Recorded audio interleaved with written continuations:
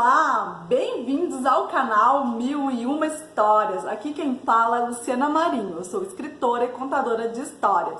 Sejam bem-vindos ao nosso bate-papo de hoje. O assunto é bem relevante: contação de histórias, literatura e inclusão.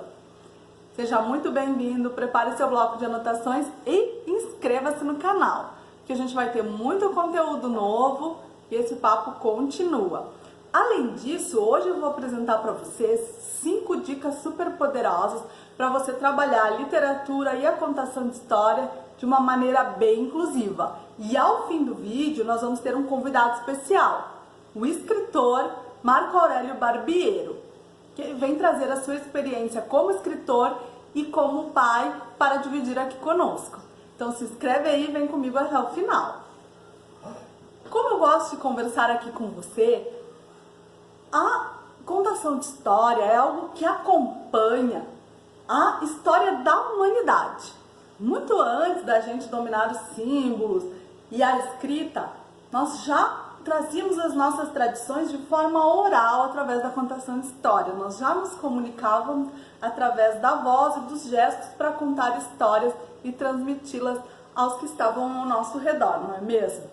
Então faz muito sentido você que é contador, contadora de história, professor, professora ou mesmo um adulto que gosta de contar histórias e estar no meio dos jovens, transmita essas histórias da maneira mais efetiva e inclusiva que você conseguir.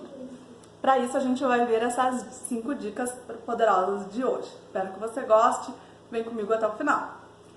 A primeira dica de hoje pode parecer básica, mas faz toda a diferença. Escolha obras que tratem a dinâmica do diferente. Mas espera lá, o que é diferente?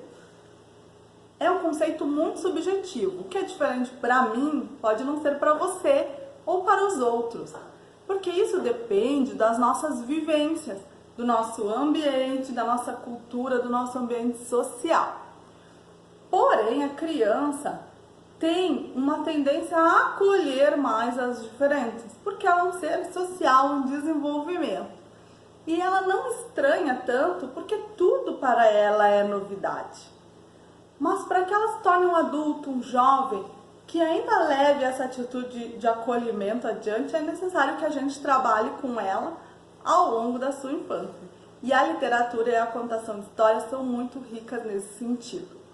Você, contador, contadora de histórias, ou educador, pai, mãe, escolhendo histórias que tratem de temas sobre as diferenças, pode trabalhar com a criança temas muito complexos como racismo, gênero, desigualdade social, bullying, de uma maneira muito lúdica e divertida através das histórias infantis e da contação de história.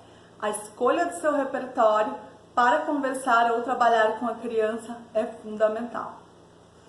A segunda dica de hoje: adapte-se ao momento e às crianças. Nem todos os públicos serão iguais, nem todas as crianças terão as mesmas necessidades. Permita-se, no seu trabalho com as crianças, flexibilizar a sua contação de história ou o seu jeito de escrever para comunicar-se melhor. Muitas vezes nós vamos ter plateias mais agitadas, onde vai necessitar uma contação de história mais tranquila, um tom de voz mais sereno. Em outros casos será o inverso. Você vai ter uma plateia mais quieta, reservada, até tímida, aonde você vai precisar uma explosão de energia a mais para animar essa plateia. E, como o nosso assunto de hoje é inclusão, respeitando as necessidades de algumas crianças que talvez não tenham o mesmo ritmo das outras. Aí nós já vamos entrar na terceira dica de hoje. Conheça o seu público. Você está levando uma história, seja através da contação, seja através da escrita. E você, como contador de histórias, quer que essa história chegue com a sua mensagem da maneira mais efetiva ao seu público. Então, eu lhe digo, estude a sua audiência, estude o seu leitor e o seu público. Vamos aqui entrar no assunto da contação de histórias dentro das escolas, dentro de feiras e ONGs. Pergunte para as pessoas que estão organizando seu evento se alguma criança ou jovem que estará na plateia tem necessidade especial. Quando a gente fala sobre a inclusão, é muito mais do que simplesmente colocarmos uma rampa na frente da escola ou um elevador de acesso, que são coisas muito importantes. Mas aqui nós estamos falando da inclusão social, a inclusão na prática, na roda de histórias, nas brincadeiras que envolvem uma contação de história. Você conhecendo a sua plateia, o seu público, é muito mais fácil de fazer a sua mensagem chegar a todos. Eu vou dar um exemplo para vocês. Eu já trabalhei em algumas escolas especiais a pais. Quando eu conto os meus livros nas escolas, ao final, geralmente fazemos uma atividade artística ou brincadeiras de movimento. Quando eu contei a mesma história que eu conto em todas as escolas para os alunos da APAE ou nas escolas de necessidades especiais, a história é a mesma, o conteúdo é o mesmo. O que vai mudar são as brincadeiras. Você pode adaptar de forma muito simples para que esse público também possa aproveitar a sua mensagem e aquele momento divertido. E ele vai desenvolver conforme a necessidade dele, esse entendimento necessário. Então, conheça o seu público para adaptar essas situações. Vou dar um exemplo prático para vocês. Eu faço uma brincadeira de levantar e abaixar rapidamente. Quando eu tenho alunos cadeirantes na contação de história, nós fazemos essa brincadeira com as mãos. Levantar as mãos, abaixar ou abrir e fechar os dedos de forma rápida, ou balançar do corpo ou da cabeça. Todas as outras crianças vão acompanhar e os alunos cadeirantes também vão poder fazer esses movimentos. Não importando se é uma criança, duas, três, ela é também parte do seu público. E você pode adaptar a sua maneira usual de contar para empolgá-la também. A próxima dica é, já entrando nesse assunto, brincadeiras que incluem. Eu vou deixar para vocês aqui na descrição do vídeo como encontrar um PDF que fala sobre brincadeiras que incluem, de uma organização pró-inclusão. Ali vai ter vários modelos e exemplos de brincadeira, alguns sites e links onde você pode se informar também sobre brincadeiras inclusivas, para que você leve isso para a sua contação de história. Vou deixar também um material extra aí na descrição do vídeo, para que você possa saber mais sobre inclusão. Mas, dando continuidade, as brincadeiras inclusivas, elas vão ser as mesmas brincadeiras normais que você faz com qualquer criança, porém você apenas vai adaptar ao ritmo da sua plateia ou uma necessidade especial que a sua plateia tenha. Como eu dei o exemplo da brincadeira de levantar e abaixar. Você vai ter que deixar uma criança de fora na brincadeira de roda. Faça uma roda no lugar onde só as mãos se movimentem. Ou que você possa movimentar o cadeirante de alguma forma segura. Ou para crianças que têm uma necessidade de movimento maior, os hiperativos, brincadeiras que movimentem e depois vão acalmando, para trazer ele para uma tranquilidade maior. Outra questão que as pessoas me perguntam muito, nas minhas contações de história, participam muitos autistas. Quando você tem autistas na plateia, é necessário, o autista ele tem amplas maneiras de se comunicar, né? Cada autista é diferente. Porém, você se informando sobre a sua plateia, você vai saber o que agride mais aquela criança. Para algumas é o barulho excessivo, são os gritos, são os barulhos de estouro, né? Ou os movimentos muito bruscos. Você se formando previamente disso, você vai diminuir esses efeitos. Você vai brincar de outras formas, existem outras brincadeiras que você pode fazer que não essa, e a criança vai se acalmando naturalmente, vai se envolvendo, né? No caso dos autistas também, trabalhar com os fantoches e com a diferença de movimentos envolve mais eles nas histórias do que os fantoches, os dedoches, as pelúcias, o manuseio das mãos pode envolver o aluno autista muito mais do que você contar apenas com o livro na mão. Então, esteja com o seu texto previamente decorado para que, se você precisar improvisar ou utilizar outros elementos que não o livro, você esteja preparado. Pois eles perdem o interesse nas histórias muito mais rápido. Esteja também preparado no caso de alunos com síndromes diversas, síndrome de Down, que são muito afetivos, para eles lhe abraçarem no meio da contação, são coisas que podem acontecer, e você envolvê-lo na história, por que não, né? Ou quando você está dançando, muitas vezes um aluno mais empolgado sai da plateia e vai até você e quer dançar com você também. Dance com ele, vai levando ele até a plateia novamente. Porque são necessidades de afeto e de interação diferentes. E você deve estar apto para acolher e incluir. Bom, agora eu vou passar a palavra para o nosso amigo Marco Aurélio Barbiero e eu volto ao final para a gente fazer o fechamento aqui do nosso vídeo.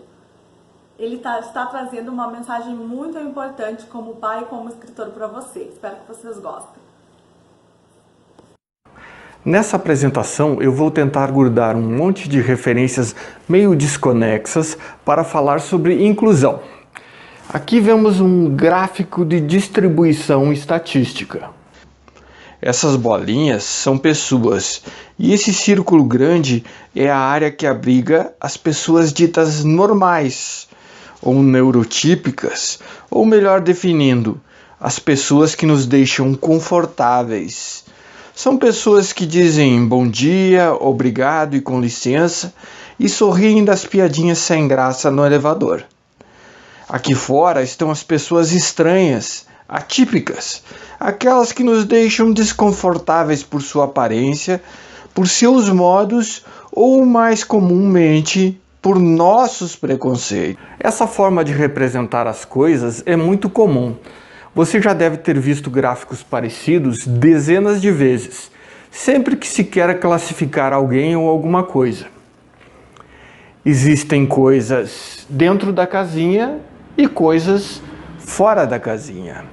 Classificar é uma mania muito humana, mas é muito irritante.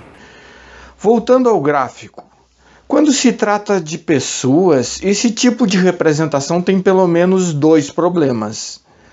O primeiro é que as pessoas não são bolinhas, sabe? Perfeitinhas, com todos os pontos equidistantes do centro. As pessoas se parecem mais com isso, com amebas.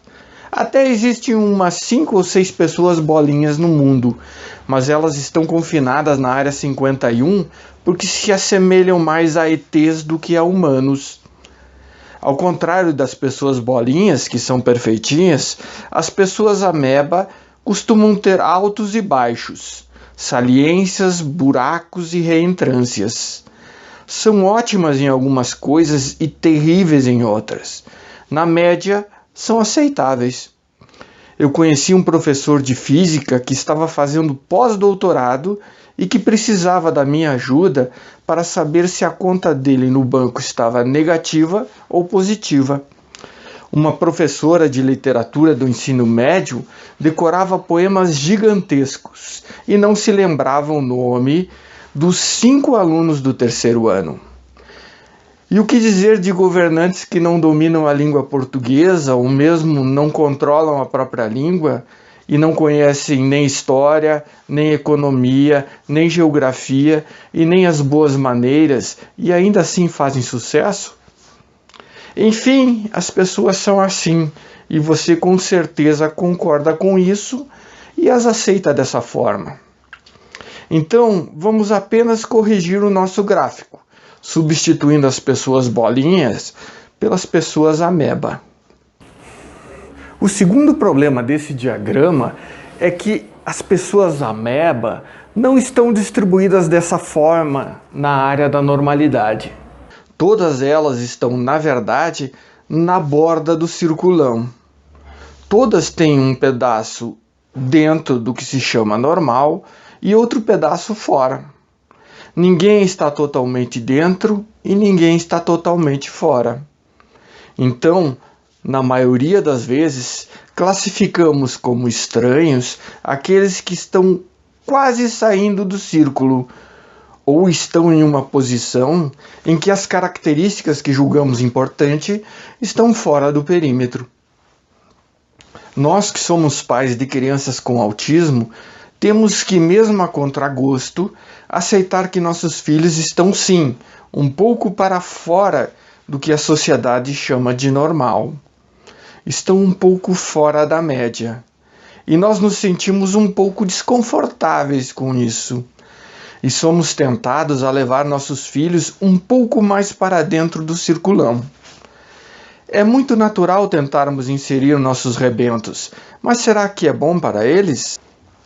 Em francês existe uma palavra linda, fantástica, para designar suavidade, cuidado, atenção. Doucement, ou melhor dizendo, doucement. Parece-me, e isso é só a minha opinião, que está tudo bem se nós doucement conduzirmos os nossos filhos, sobrinhos, amigos ou alunos na direção dos normais, sem violentar a personalidade deles, com calma e carinho. Essa forma de inclusão é muito importante para quem deseja sentir que está fazendo algo em benefício da sua criatura amada. Mas existe uma abordagem muito mais produtiva do que inserir os indivíduos um a um. É uma tarefa árdua, é verdade, mas muito eficaz. Consiste basicamente em alargar o circulão, deixá-lo maior. Quando a área de normalidade se expande, ela se expande para todos os lados, e todo mundo é trazido um pouco mais para dentro. E todos nós, autistas, cegos, surdos, brancos, amarelos, pretos, carecas, ficamos mais parecidos, ficamos mais humanos. E como se faz para alargar o circulão? Como eu disse, é tarefa árdua. Os principais agentes dessa transformação são essas pessoas fantásticas, quase mágicas, conhecidas como professores, que trabalham em lugares que podem sim ser fantásticos, chamados escolas. Escolas são locais onde as mais diversas realidades se encontram, ou deveriam se encontrar, e, portanto, perfeitos para integrar essas formas diferentes de viver. O truque mágico, a prestidigitação que os professores e todos nós também devemos apresentar às nossas crianças se chama truque da libertação. Libertar o outro para que ele seja exatamente aquilo que ele é, para que ele não precise se adequar ao que achamos que é certo. E o que eu ganho com isso? Perguntará o pequeno hedonista que habita o teu corpo. Para explicar, vou usar uma referência histórica. Vocês conhecem a bandeira de Minas Gerais? Ela tem o lema Libertas que será também. Na primeira vez que eu li essa frase, imediatamente traduzi como Liberta que será também. Claro que está errado. A tradução mais aceita é liberdade ainda que tardia, e significa que, apesar de ter demorado, de ter sido trabalhosa, a liberdade é bem-vinda. Há uma outra variação muito simpática e divertida, criada pelo pessoal que gosta de um chopinho após o expediente. Liberdade ainda que à tardinha, que significa... bem, todo mundo sabe o que significa. Vamos voltar para a primeira frase. Liberta que será também. Gosto muito dessa frase e ela se adapta bem ao nosso tema, mesmo que não seja correta como tradução. Ela começa com um imperativo, liberta. Quem deve libertar? Tu deves libertar. É uma conjugação do imperativo afirmativo. Lembra? Liberta tu. E quem deve ser libertado? Os outros. Todos os outros. Qualquer um. Devem ser livres para serem quem eles são. Para gostarem de homens ou de mulheres. Para detestarem futebol. Para serem um pouco malucos, às vezes. Para tomar banho de chapéu, ou esperar Papai Noel, ou discutir Carlos Gardel. Libertar é aceitar que o outro é diferente. E aqui está o teu ganho. Quando tu libertares os outros para serem quem eles são, tu serás liberto também, livre para ser quem tu és. E libertar-se é uma das coisas mais prazerosas que se pode fazer em público, sem ter problemas com a vizinhança. Acreditem, é uma sensação maravilhosa não estar acorrentado. E para finalizar, um show de referências e adjetivos.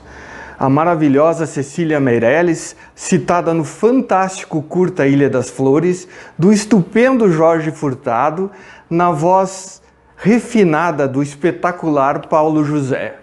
Recomendo. Liberdade é uma palavra que o sonho humano alimenta, que não há ninguém que explique e ninguém que não entenda.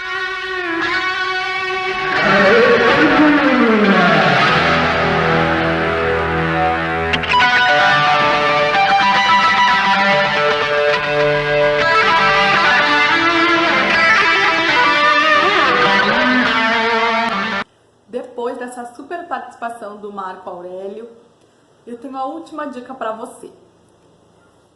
A sua participação na inclusão das crianças e dos jovens em movimentos literários ou de contação de história, ela começa bem antes de você chegar na escola. Prepare as pessoas que preparam a sua plateia. Quando nós somos convidados a participar de um evento numa escola, numa ONG, num coletivo de crianças, a pessoa ou organização que nos convida também tem uma preocupação de nos receber bem. Que as crianças nos acolham, que elas estejam atentas à história e que elas aproveitem o momento. Então diminua esse estresse, mostrando que você está preparada para acolher e incluir essas crianças, sejam os movimentos delas quais forem. Eu acredito que esse nosso movimento de inclusão e de acolhimento, depois do bate-papo de hoje, você que já faz isso ou que quer começar a fazer, vai levar esse movimento muito mais longe, como uma onda que vai seguindo e vai levando toda essa nossa mensagem. Agora você faz parte desse movimento também. Eu espero que o bate-papo de hoje tenha sido produtivo para você, que tenha feito sentido, que te ajude profissionalmente, pessoalmente. Deixa seu comentário, deixa sua sugestão para os próximos vídeos, deixa sua opinião. Um beijo no coração de cada um que assistiu, que participou aqui conosco. A gente se vê.